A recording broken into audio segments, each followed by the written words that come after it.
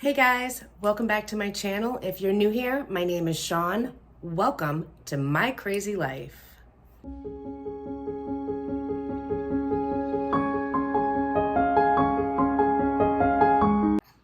Well, the day is finally here. Today, I am going to reveal with you guys my dining room makeover. And I have to say, the end results have far exceeded any expectations that I had. However, before I show you the reveal, I actually want to have a little chitty chat with you. Let's discuss design style and why I have chosen to go with the farmhouse cottage vibe throughout my entire home. I live in a 1960s Cape style home. Now, what does that mean in the world of design and style? Quite simply, the Cape style home is modeled after traditional English cottage design. How awesome is that? So what exactly does that translate to?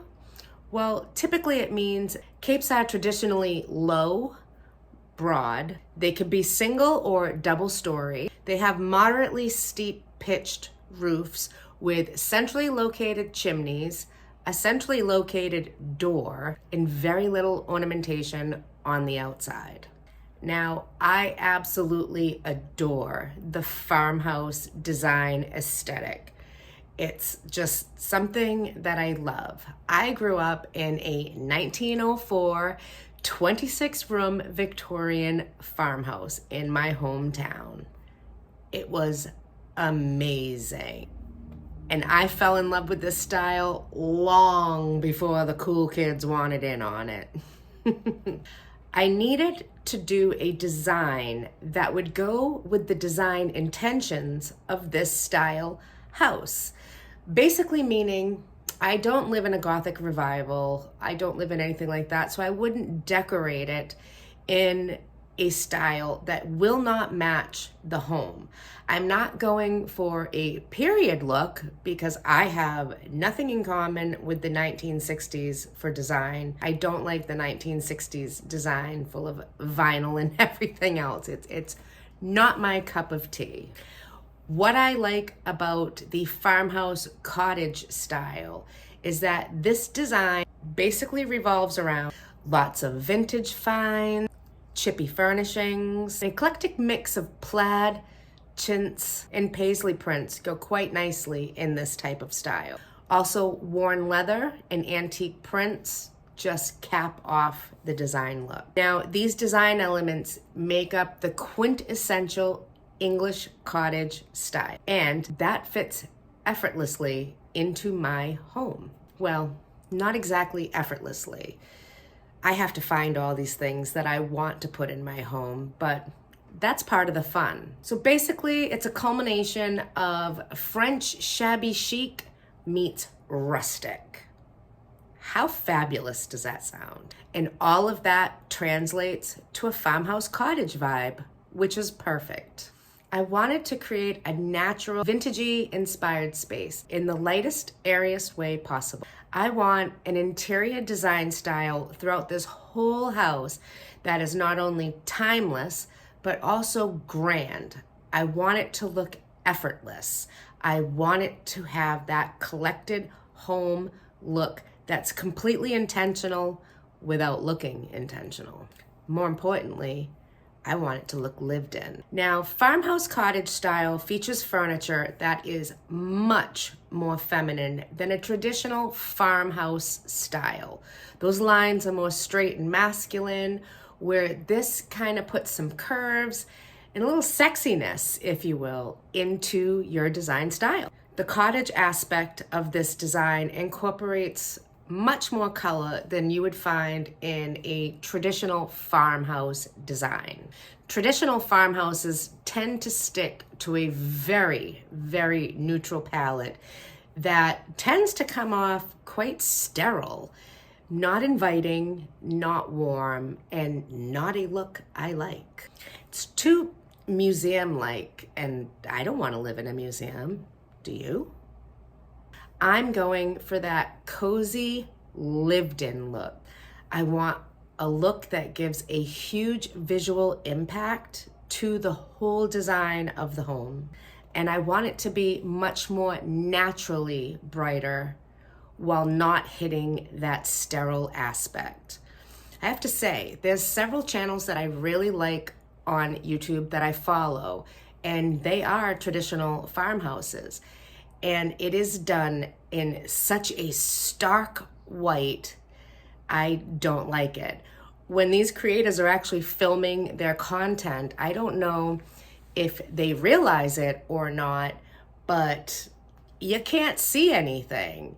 They're in this white glow that shows nothing behind it, makes it look like they're standing in front of white walls, and washes everything out while putting this ghostly white glow on themselves. I have no idea why they do that or why they think that's a good look, because it's actually not. Leave the brightness alone, ladies. You'll look good in a natural light. Don't alter it. Farmhouse design is a style that can be incorporated in whatever type of house you live in. You don't have to live in a farmhouse to be able to incorporate it into your own home. If you do live in a farmhouse, that's great. You can historically put everything the way that it should be for that period, for that home, if that's what you like. But I see creators on here that live in mobile homes, that live in ranch homes, and their style inside is farmhouse. So don't let anybody tell you that you can't do that, and also don't let anybody tell you that it's not right. It's a design preference. You can do whatever you want. It's your home, not theirs. I am actually so happy that the definitional style of a Cape home allows me to put that farmhouse cottage look into it, and it's actually perfect design for this style home. They're filled with antiques. They're filled with an eclectic mix of this and that, and tchotchkes and baubles and colors here and colors there, plaids, worn leathers, all of that makes up the farmhouse style. And it's all vintage vibe inspired. And I love that it is the absolute correct design for my home. I want that unintentional and effortless look that when people walk into my home, they go, wow, this is amazing. I am so pleased with the transformation that this room has taken on. It really went beyond my expectations, and quite honestly, I find myself multiple times throughout the day stopping in the kitchen to just stare into my dining room and admire this finished look. It just makes my heart so happy. So without further ado, let me show you some of the things that I did in this room. This is what the room looked like when I started. It had warm yellow walls, heavy curtains, blonde furniture, just a hodgepodge of furniture really that I put in a room, and it gave absolutely no visual impact. The space didn't make me happy. It actually made me cringe, and I literally wanted to spend no time in there whatsoever. I started by painting the walls a Benjamin Moore in white opulence, and I did it in an eggshell finish. That alone was a huge impact. It brightened the room tremendously, but I still felt the existing blinds and curtains were hindering the full potential of the natural light our smallish windows could provide. So I removed those old vinyl blinds I had up. They had no place whatsoever in my design vision now, and I replaced them with some room darkening cellular cordless blinds by Allen & Roth in the color linen. Again, another major design impact for the room, and I'm now obsessed with this style and need them throughout the rest of my home. But that's another story. Back to the makeover. The road we live on is a moderately traveled road that doesn't offer much privacy, so going with no window covers whatsoever wasn't an option for us. Even if I lived in a secluded area, I still wouldn't be able to go without window coverings. I like to close up my home at night for privacy, especially nowadays. But again, I don't like the sterile look. My goal is to make this as homey as possible, and these blinds definitely lend to that intention while also allowing me to fully access the windows when I want it. Now, my windows still lacked that polished look. I just was not happy with what was there. And I needed to come up with a way to draw your eye to that window and give it that finished, polished look that I was going for without obstructing the natural light, because I want as much natural light as I can possibly get coming through these windows each and every day. I think the design element that I came up with was absolutely genius and checked off all of the criteria that I needed for my new window dressings. I made shelves to go over each window. I bought 1x8 pine boards from Lowe's and cut them to fit the lengths I wanted. Then I used some of my husband's various tools to distress the boards before staining and sealing them. I installed them onto wrought iron brackets I purchased off of Amazon. These shelves don't provide me with much headspace for decorating. I believe it's like 6 inches that I have to work with, but that was enough space to place some greenery, some tchotchkes, and my grandmother's salt and pepper shakers. I also went the extra mile because, well, I'm extra like that, and I purchased more of the same battery-operated lights that I used in the hutch. I added 2 of them to each shelf. This not only provides the room with a major visual impact, but it also goes cohesively with the hutch lights when they are all lit up together. And the color changing option is going to be genius for the holidays. I find myself smiling whenever I look at this room, and that's how you know you've achieved your design vision you are going for. Now, the decor in this room on the walls is actually all thrifted finds, with one DIY project thrown in there for good measure. This round basket was purchased from a friend's yard sale that they had a few weeks ago. Not only was it purchased from a friend, but that same friend actually made this basket. It's one of the first ones she's ever crafted after taking a basket making class, and due to downsizing, she just needed to get rid of some of her excess stuff, this being one of them. I think it's beautiful.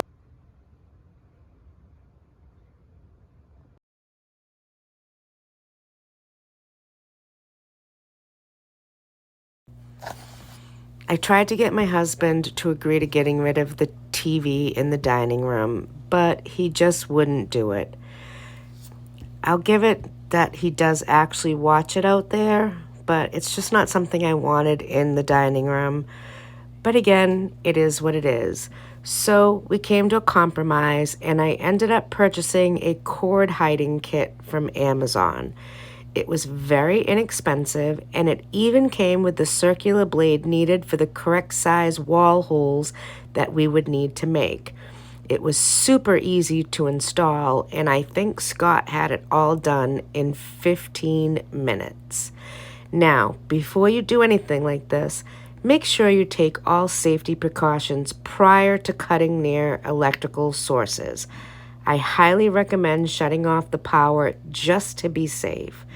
Eliminating the visibility of the television and the cable cords gave the area a nice clean aesthetic that I could live with and not despise. You have to compromise when you're married, and this was my compromise. This beautiful basket also came from my friend's yard sale, and at a price point of only $1, I knew it was perfect for my room. This is another piece I got from my friend's yard sale, and when I saw it, I knew exactly where it was going and what it would be used for. For $1, this would be the perfect herb drying rack. I love how it looks on the wall. I wish the water cooler wasn't there, but it is what it is, and this frames the available space nicely. Again, lending some more wood tones to this farmhouse cottage vibe. So most of you actually saw the makeover of my dining room table. If it's something that you missed, don't worry, I will link that video in the description below. If that's something you are interested in watching, it will be there for you. Now, if you remember, those large chairs that originally came with this table no longer fit in with my design vision, what I was seeing in my head. Those chairs did not fit into that aspect one bit. They were too large, they were too chunky, they were very masculine looking, and honestly, the chairs looked too big for the table in the room, even though it is the actual original set of chairs that went with this table. Once this table was made over, it really was a game changer. Everything changed, and those chairs didn't work. I didn't want them to work, but they didn't work regardless. Now, I had been searching high and low for the chairs I wanted. My vision had beautiful ladder back chairs in there, and I thought that was just perfect and gorgeous for the style of the entire room, as well as how this table came to be. It needed that ladder back feminine style chair and not these big chunky oak ones that I could have refinished but didn't want to. So I started my search for these ladder back chairs that were in my head, and I knew I would find them. I originally had found 4 ladder back chairs at my favorite antique store down the Cape. They were in need of recaning on all the seats. They were awful, and they actually even needed a little structural work done to them. 2 inches had been cut off the bottoms of the chair, and I knew I could fix it and make it work. So I thought, well, geez, $10 a chair? I'm not passing this up. This is actually a very, very good price. So I bought them. Well, I started researching to having the seats recaned and to have some structural work done on the chairs to make them exactly what I wanted. And I quickly realized that it was going to cost me well over $100 per chair to get them in the condition that I wanted them in. And that was a great big hell to the no for me. I'm not spending that kind of money. It's not going to happen. I'm trying to do this room on a budget, and I have successfully done it so far. I'm not going to blow that budget by having chairs refinished. That it's not going to happen. So I decided, all right, there's 4 of them. I'll use them someplace else outside. I'll make planters out of them or use them decoratively in some aspect of a sitting area in my yard. I'm not worried about it. They'll get used someday. So I resumed my search for the perfect chairs. And it only took 3 more additional weeks to find them. And how it came about is really kind of weird, because it just kind of shows you that God works in mysterious ways. And when he wants to tell you something, he makes sure you know. Long story short, I was sitting in my living room one day, had no intentions of leaving the house. I was still kind of in, bum around the house clothes, cleaning, and I was just kind of taking a break for a moment, when all of a sudden I had this real nagging feeling saying, go to the antique annex, go to the antique annex, go to the antique annex. It was a gnawing feeling. And I know some of you have had a feeling like this before, maybe not for the same thing, but you've had something tug at you from the inside saying, get up and go right now. So I decided I'm going to listen to it. It doesn't take much to bribe me into doing a little shopping, especially if it's at my favorite antique annex, which is local. So I was all for it. Ran upstairs, threw some clothes on, went into the safe, got a few dollars out, and said, hey, honey, I'll be back. He said, where are you going? I said, I'm gonna head to the antique annex. He went just like this. How many baskets are you bringing back? I said, I don't know, we will see. So I left and I went to the annex. And it's a very big building. It is 2 floors, I think there's like 140 vendors in there. It's all different rooms and sections, and you go through it, and as you find things, you can bring them out front and make your own pile so you're not carrying them around. So that's basically what I was doing. I was just making my way slowly through the annex, taking everything in, making sure I'm not missing something. I had a nice small little pile that I was gonna bring home, and I was pretty happy with that. Like, okay, I don't know why I was nagging to get here, but here we are, and I've got some really cool things. I'm kind of happy. Well, I got to the bottom floor and I went through all that, and I didn't find much more down there, but there was one room that I had actually never noticed before. I'd never been in it before. It's kind of tucked away in a corner, and there's just so much stuff around it. It just got lost in my vision every time I've been in there. So I've never been in this room, but I noticed it that day. And I said, wow, there's a lot of furniture in this room. We gotta check this out. So I started entering the room, and I immediately started getting these butterflies in my stomach. Like, I just knew something cool was gonna be coming my way. So I'm maneuvering my way through the furniture, looking at everything, and it was like the heavens opened up, shined upon me, and they started singing. Oh my Lord, there were 2 different sets of ladder back chairs. Each set had 4 chairs with it. The 2 sets were slightly different, but different in the aspect that you could actually mix and match these ladder back chairs, and they would look so cohesive around the table, almost like it was intentionally done this way. And I just started getting excited, like, oh my gosh, look at these chairs. I mean, they are in pristine condition. There is nothing wrong with these chairs. Nothing. Now, through my research of just looking, I knew that to buy a really high quality, beautiful ladder back chair, it was gonna be anywhere between $200, and I've actually seen it all the way up to $950 for one chair. Just one. Like, who has that kind of money to spend on a chair? Because I don't. So I knew they're kind of expensive, and I wanted to haggle a little. I get nervous when it comes to haggling, but I was like, I'm gonna haggle today. So I asked them, what can we do here? You've got 4 chairs over here for this price, 4 chairs over here for this price. I need 6 chairs, I don't want 8. What can we do? We went back and forth a little bit, and the guy finally said, give me $175 for all 6 chairs, and they're yours.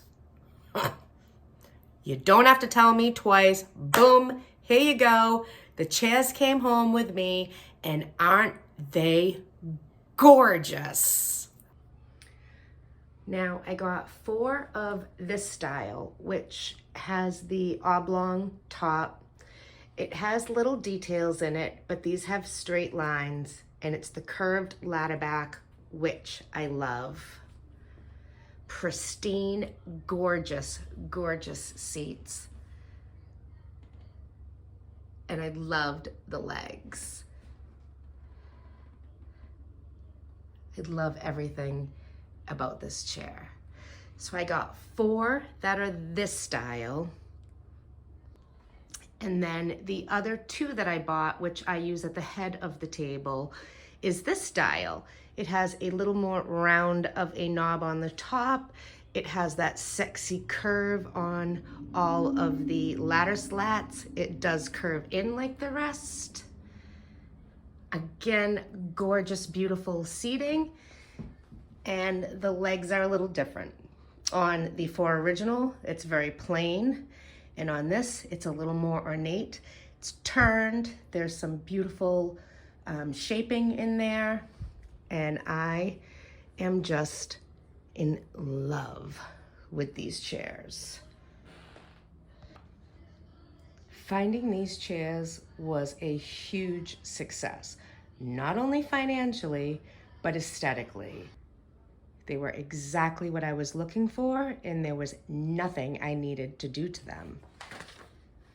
The only thing that I did have to do to them was give them a nice polishing using my absolute most favorite furniture polisher in the world. If you have never ever used this, you need to get it and you need to try it. It has the most amazing cinnamon and lavender scent, which I have never smelt in a furniture polish, and it actually polishes up the wood amazingly. It's just better for you, for the environment, for everything. It's so cool. Go get this. Which now brings me to my personal favorite focal point of this room. Now, don't get me wrong. I love the entire look of this entire room, but a few things are more my favorites than others, and this is one of them. Like, I just love how this all turned out. It's my most favorite completed aspect of this room. And I say completed aspect because there's still two things that need to be done. I'll share with you in a moment, but I love this. This wooden hanger was a DIY project that I created literally on a whim, using a scrap piece of plywood and some vintage inspired hangers that I also purchased off of Amazon. I used some more of my husband's tools on the wood to give it a more distressed, aged look. Before staining it the exact same color that I did the table in, as well as that little side table.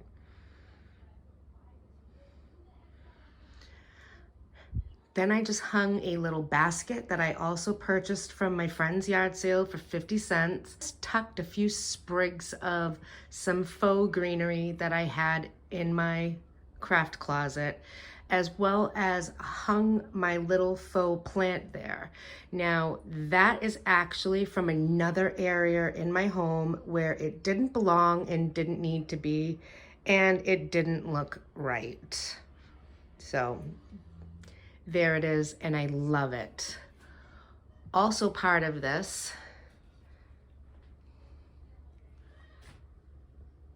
is this gorgeous print right here that's hard to see from all the reflection of the light I have in this room now.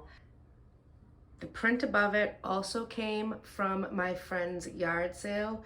It's really hard to see with all of this newfound light and reflectiveness in it, but it's a gorgeous picture of some fruit and some flowers on a vintage table. It is a vintage print that was remade, and I love it. And it was only $1, and I think it just fits perfect in there. This is my most favorite spot to look at in the room. I think it came out gorgeous. And this was all created for like less than $5. How fabulous is that?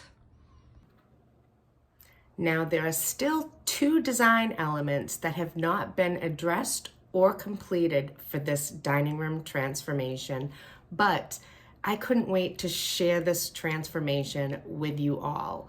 I am just so happy with how this room came out. I had to share it now.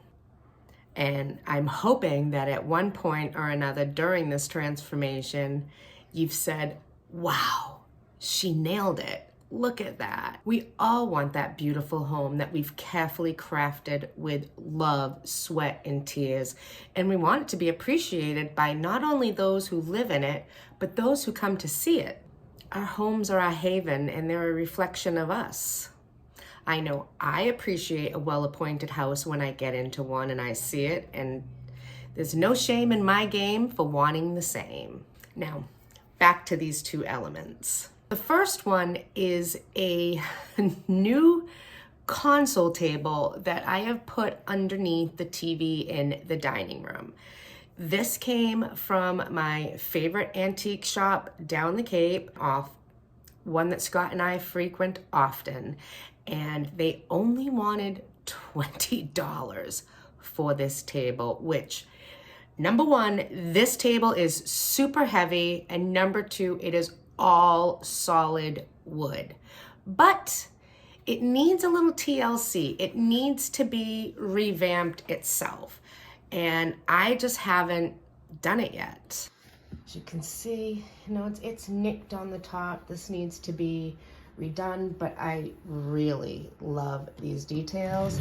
It's got a gorgeous drawer. It's the catch-all right now. Perfect. I actually love the painting on there, but I know it's not going to be able to stay. As you can see, it just has lots of, chips here and there in the paint that needs to be done again. And I did try to touch it up using my Hutch Black, but as you can see, that tone is grayer than the black, so that's not gonna work. I'm going to have to figure this piece out, but for $20, I would have been crazy not to buy this. Okay, so that brings us to the second element. Now, this is actually the most visually impactful element to this entire design, and it's really going to change this room even more than it already is. The reason it's not a completed task at this point solely lies on myself, my indecisiveness, but I'm kind of glad I did hold off on this. So, when I was designing the revamp of this room, I knew I wanted to incorporate some design elements that would create, honestly, a huge impact in the entire overall design of this room. And for me, that was a no-brainer. I wanted to put faux beams on the ceiling. I just wanted two. I want one on each side of my chandelier, and I thought that is just really going to, this is going to be beautiful. This is what this room totally needs. That's what I'm gonna do. So Scott and I decided to go down to his friend that owns a sawmill. And I was gonna discuss with him what I was looking for with the beams. Now, I honestly was just thinking, let's keep it simple, let's keep it cheap. We'll just get pine boards, we'll put 3 sides together, bing, bang, boom, put a 2x4 on the ceiling and we'll mount it to that and we're done. Bang them up a bit and make them look real cute. That's what I had in mind. They had other things in mind, however. Now, aside from it just being wood milled by him in his sawmill, he also goes into different buildings and does architectural salvage. And he happened to have some monstrous beams that came out of a factory down in New Bedford. And they were gorgeous. So he directed me to that portion of the yard to start looking at the architectural salvage he had and see if anything there would fit into my vision. And lo and behold, what do you know? After looking and looking and looking, because I'm telling you, I was overwhelmed. They were all beautiful, but I knew I had to find the one that was meant to be in my home, if it even existed there. And it did. The beam that actually caught my eye was a giant, monstrous beam that had just the absolute perfect aged patina on the outside. It had the perfect amount of nicks and dings and wearing down in certain areas, and I love the colors that it had taken on, aging in the factory as well as aging out in the elements, because I'm not even sure how long he had this. But it was just one beam. There was not another one like it. But he informed me that because of the size I wanted to do in this room, I already had it in my head how big I wanted it to be. He could very easily take this beam and saw it in half, creating 2 sister beams out of it. And I would have that gorgeous patina on each one, and the fresh cut side would be attached to the ceiling so you'd never see it. And I thought, perfect! He said, how much do you want for this? Free 99 is what he said he wanted for it. He said it's been sitting here forever. He has no use for it. And if I can use it, here you go. Ah, the angels came out again. I was like, oh my God, oh my God, oh my gosh. I cannot wait to get this beam in my home. This is going to be amazing. Like, beyond amazing. So he sisters the beam for me and I get it back. And at this point, this room has kind of been completed. I have the different wood tones in here, and there are a lot of them. The one cohesive thing they have in common that allows me to mix them the way that I have is they're all warm tones. They all go nicely together. They all are very cohesive in the harmony of the design. These beams, however, have a very cool aesthetic to them. It is not a warm tone in the patina. It's very cool, and it's not even a shade of anything that I now have in this room. And it's not going to match, not one bit, which really breaks my heart because I really fell in love with these beams the way that they are, but I need what's gonna work for my room. So basically, I just need to stop being scared to alter these beams in any way and just know that through my own DIY savvy, as well as my design knowledge and my design eye, I will be able to make over these beams in just the right tone needed. And I will accentuate on all of the flaws and all of the aged patina that first attracted me to these beams to begin with. I will not lose that amazing character that these beams have. So when I finally get that project going and stop being a great big scaredy cat to do it, I'm gonna bring you guys along as well so that you can watch the transformation these beams are going to undergo. I'm gonna take them from this cool tone to a warm tone, and I'm gonna keep all of that wonderful age characteristics that make these beams so appealing to me to begin with. So I'm thinking, actually, it can't be. I was going to say it's going to be this weekend's project, but it can't be. We have a giant motorcycle run we do every year. Ugh, every weekend's so busy. I never have time to do my projects. I'm hoping to get to it within the next couple of weeks, actually, so I can get it done and get them installed. Because once those are up and I finish that one TV console, this room is done. There is nothing else I need to do to it. It is all set at that point, and I'm really excited to get it to that point because I have like 7 other rooms that need my attention. This whole house is getting a makeover, one room at a time. I just want to finish this one. Because this room has such a wide opening that makes these 2 rooms seem like one, it's almost like a framed picture looking into that room, and I just love, love, love, love, love this room. It looks amazing.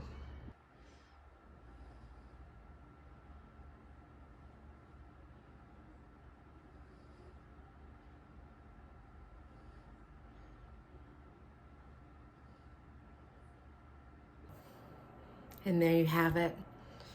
I am really super happy with how much this room changed. With just a simple paint color change made a huge impact. And then adding all of the elements that I thrifted or shopped from my own home and brought them cohesively together just really finished off the look of this room and gave it that gorgeous polished look that just says, hey, she knows what she's doing. Well, I hope that you've enjoyed this video, seeing the transformation my dining room has gone under. And I truly hope that it inspires you to re-examine some of the rooms in your own home. You do not have to spend a fortune to change something up. You can get a gallon of paint. You could get some new curtains, maybe a new throw pillow, maybe a new blanket. It doesn't have to be big purchases to make a huge statement and change everything around. And especially with the internet, there are so many options for getting some gorgeous prints that you can just easily swap in and out of frames, change it for the seasons, change it for your style, whatever. Just take a look around your house and say, is there anything that maybe needs a little sprucing up? Because not only is it good for your home, it's good for your soul too. This room makes me so happy. And along with the kitchen, which underwent a mini remodel, still needs to undergo a very big renovation, but I'm very happy with these two rooms for now, and I'm actually super excited to be able to move on to the next one, and I am super excited to be able to move on to the next project room and bring you along for that ride. If you're new to my channel, you might want to consider hitting that subscribe button, and better yet, hit that bell. You'll be notified every time I upload a new video, and you are definitely not going to want to miss any of the transformations that are about to take place, because I can promise you my entire house is about to change in an amazing way. Our friends that have come in and seen this room so far are all like, oh my gosh, did you hire a designer? No, I did it. I'm gonna take the credit for this, and I love it. So once again, thank you so much for joining me on this dining room transformation, and I will see you guys real soon.